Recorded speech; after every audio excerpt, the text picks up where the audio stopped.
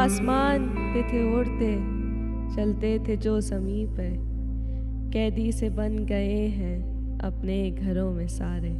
इस दौर में है बेसरो सामा, न है कब्जे में अपनी तकदीर। अब खड़े हैं सब एक सफ में, ऐ खुदा क्या हश्र का है समा। कहीं है रिस्क दूर तो कहीं है सेहत नाराज, कहीं है रोज़ी भागी तो कहीं है जुल्म का राज। इस मुश्किल के इस दौर में एक और मुसीबत है आई, जुदा कर दिया है जिसने हर बशर को बशर से। ये इम्तिहान है कैसा, ये है कैसा सवाल, जा रहा है जो दुनिया से तन्हा है पास नहीं कोई। चारों तरफ जो देखा अपने, पाया हर एक को परेशान, तो फिर मुसीबत के इस दौर में निकला मैं घर से अपने।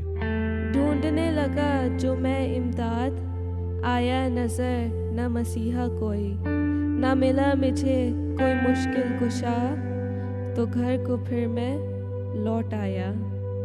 इसी सोच में था परेशान, तो पड़ी नजर तेरे पैगाम पे, मिला दिल को थोड़ा सुकून, ताकत मिली मुझे हिम्मत मिली। दिल ही दिल में मैं ये कहने लगा, ए रज़ा क्यों हो तुम अफसरदा, हो न मायूस ए खुदा के बंदे, तेरा रब है तेरा हाजत रवा।